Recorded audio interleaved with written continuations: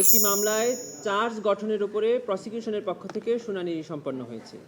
এই মামলায় দুজন আসামি, একজন হলেন সজীব আহমেদ ওয়াজেদ জয় এবং আরেকজন হলেন জুনায়েদ আহমেদ পলক। সজীব আহমেদ ওয়াজেদ জয় জুলাই গণঅভ্যুত্থান চলাকালে তৎকালীন প্রধানমন্ত্রীর আইসিটি উপদেষ্টা ছিলেন এবং জুনায়েদ আহমেদ পলক আইসিটি প্রতিমন্ত্রী হিসাবে তৎকালীন সরকারের দায়িত্ব পালন করেছেন। আমরা চার্জ গঠনের শুনানিতে বলেছি যে জুলাই গণঅভ্যুত্থান চলাকালে সরকার পরিকল্পিতভাবে ইন্টারনেট সেবা প্রথমে স্লো করে দিয়ে এবং পরবর্তীতে সম্পূর্ণরূপে বন্ধ করে দিয়ে এই আন্দোলনে যারা ছাত্র জনতা নিরীহ নিরস্ত্রভাবে শান্তিপূর্ণ আন্দোলন করছিল তাদের উপরে মানবতা বিরোধী অপরাধ পরিচালনা করেছে এবং সেই তথ্য দেশে এবং দেশের বাইরে যেন মানুষ জানতে না পারে সেই জন্য পরিকল্পিতভাবে ইন্টারনেট বন্ধ করেছে।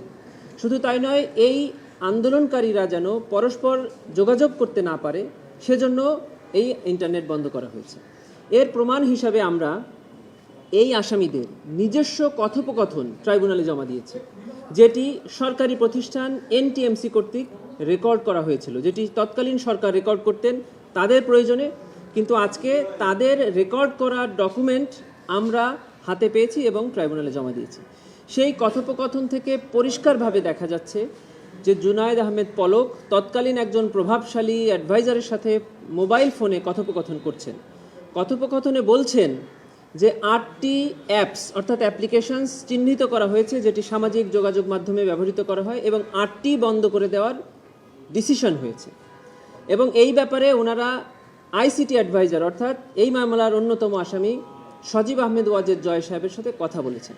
আমি ছোট্ট একটি লাইন আপনাদের সামনে, যেটি ট্রাইব্যুনালে আমরা পড়ে শুনিয়েছি, পুরো কথোপকথনটাই তার একটি লাইন আমি আপনাদের সামনে জানাচ্ছি।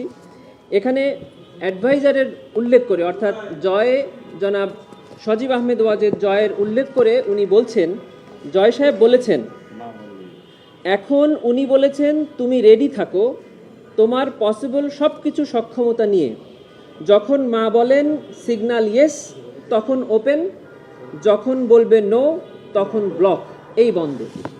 এরকম অসংখ্য কথোপকথন থেকে দেখা যায় যে তৎকালীন সরকারের এই দুজন দায়িত্বশীল ব্যক্তি যারা এই মামলার আসামি তারা পরিকল্পিতভাবে এই গণঅভ্যুত্থানে নিরীহ নিরস্ত্র ছাত্র জনতার উপরে নির্যাতন এবং নিপীড়ন চালানোর উদ্দেশ্যে ইন্টারনেট পরিষেবা বন্ধ করেছিলেন। শুধু তাই নয়, তারা তৎকালীন সরকারকে ক্ষমতায় টিকিয়ে রাখার জন্য শেষ পর্যন্ত 5ই আগস্ট পর্যন্ত এই ইন্টারনেট বন্ধ রেখেছিলেন। এই ইন্টারনেট বন্ধ রাখার জন্য সরকারি চিঠি, নথি উপাত্ত আমরা সবই ট্রাইব্যুনালে জমা দিয়েছি। আজকে প্রসিকিউশনের পক্ষ থেকে চার্জ হিয়ারিং সমাপ্ত হয়েছে। আগামী 15ই জানুয়ারি অর্থাৎ বৃহস্পতিবার আসামি পক্ষের ডিসচার্জ হিয়ারিং হবে, তারপরে অভিযোগ গঠন হবে কিনা সেই সিদ্ধান্ত ট্রাইব্যুনাল নেবে। টাইম ভাই, এখানে ভূতাপেক্ষা একটা অর্ডার যেটা 18ই জুলাই তারা বিটিআরসিকে নির্দেশনা দিছে, কিন্তু 20 জুলাই ব্ল্যাক আউট করছে। তার মানে আগেই তারা বন্ধ করে দিছে, পরে জানাইছে যে কেবল পুড়ে গেছে দেখে। সেই বিষয়টা যদি একটু বলতেন। প্রথম দিকে ইন্টারনেট স্লো করে দেওয়া হয়, তারপরে সম্পূর্ণ বন্ধ করা হয়। এরপরে আমরা এই মামলার আসামি জুনায়েদ আহমেদ পলক সাহেবকে দেখেছি, অসংখ্য তার স্টেটমেন্ট আমরা জমা দিয়েছি। উনি একবার বলেছেন ইন্টারনেট বন্ধ হয়নি, ইন্টারনেট বন্ধ হয়ে গেছে। আবার উনি যাচ্ছেন সেতু ভবনে, যেখানের সাথে এই ইন্টারনেটের ডেটা যেখানে থাকে তার কোনো সম্পর্ক নাই। সেতু ভবন পুড়ে যাওয়ার পরে ওনারা বলছেন সেতু ভবন পুড়ে গেছে, এখন আর দেওয়া যাচ্ছে না। আবার সেতু ভবন ওই পোড়া অবস্থায় আবার আমরা দেখছি কিছুদিন পরে ইন্টারনেট কিছুক্ষণের জন্য চালু হয়েছে, আবার ওনারা বন্ধ করেছেন। এই কথোপকথন থেকেই দেখা যায় যে ওনারা পরিকল্পিতভাবে বন্ধ করেছিলেন। তারপরেও আমরা তদন্তকালে এমন কিছু সরকারি নথিপত্র পেয়েছি যাতে পরিষ্কারভাবে দেখা যাচ্ছে যে তারা সরকার এই সময় সিদ্ধান্ত নিয়ে বাছাই করে যে কোন কোন অ্যাপস বন্ধ করলে তাদের মধ্যে যোগাযোগ বন্ধ থাকবে, মানুষ এগুলো জানতে পারবে না, সেগুলো পরিকল্পিতভাবে 8টি অ্যাপস তারা বন্ধ করেছিল।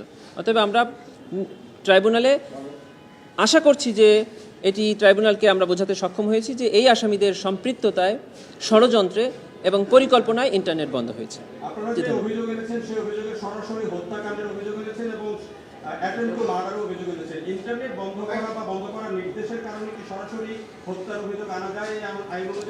আন্তর্জাতিক অপরাধ ট্রাইব্যুনাল আইনের 3-2 ধারায় হত্যা যেমন একটি অপরাধ, হত্যায় অ্যাবেট করা, কমপ্লিসিট করা, failure to prevent the commission of an offence, এটি একই ধরনের অপরাধ এবং একই শাস্তি।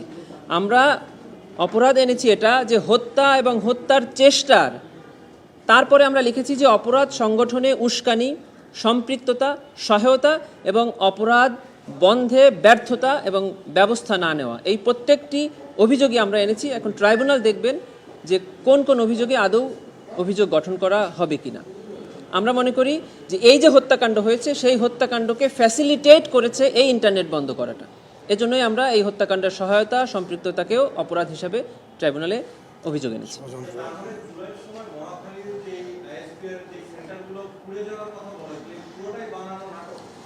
এটা তো সাবেক প্রধানমন্ত্রী শেখ হাসিনার সাথে তৎকালীন মেয়র তাপসের কথোপকথন থেকে পরিষ্কার হচ্ছে, শেখ হাসিনা বলছেন যে আমি পোড়াতে বলেছি কি, ওরা পুড়িয়ে দিয়েছে সেতু ভবন। তার মানে পুড়িয়ে দেওয়াটা তাদের ইন্টেনশন ছিল, কিন্তু পোড়ানোটা হয়তো বা একটা না হয়ে অন্যটা পুড়িয়েছে, কিন্তু পোড়ানোটা তাদের উদ্দেশ্য ছিল।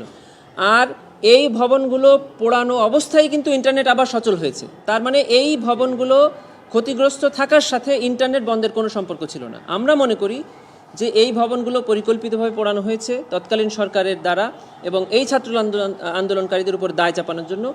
আর এই ভবনগুলো পোড়ানোর সাথে ইন্টারনেট বন্ধের কোনো সম্পর্ক ছিল না। আমরা তো দেখেছি টেলিভিশন টক শোতে এসে অনেক আন্দোলনকারী বলেছেন যে তারা কোথায় কোথায় আগুন দিয়েছেন, কিভাবে পুড়িয়েছেন সেই তথ্য বিভিন্ন টেলিভিশন টক শোতে এবং সামাজিক যোগাযোগ মাধ্যমে আছে। সেটিকে আপনারা কিভাবে দেখেন? এগুলো যারা বলেছে এটা তাদের ব্যক্তিগত অভিমত, এটার সাথেই মামলার কোনো সম্পর্ক নেই। আপনারা এখানে একটি অভিযোগে সাজা বাঁধানোর আবেদন করেছিলেন। আপনারা বলেছিলেন যে যখন কোর্ট নিয়মিত কোর্ট করবে তখন এটি নিয়ে আপনারা পেপার কোর্টে আবেদন যাবেন। এটি সবচেয়ে আপডেট।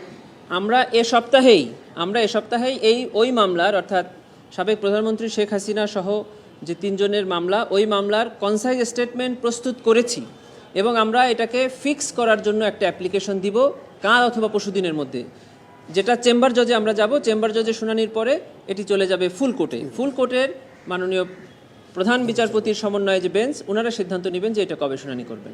তবে এই মামলার এই আইনে পরিষ্কার করে বলে দেওয়া আছে যে আপিল দায়েরের 60 দিনের মধ্যে আপিল শুনানি নিষ্পত্তি করতে হবে। আমরা সেটির উপরে ওখানে এমফাসিস দেব। কনসাইজ স্টেটমেন্ট এবং ফিক্সিংয়ের অ্যাপ্লিকেশন আমরা তৈরি করে ফেলেছি, কাল বা পরশু দিনের মধ্যে আমরা ফাইল করে দেব।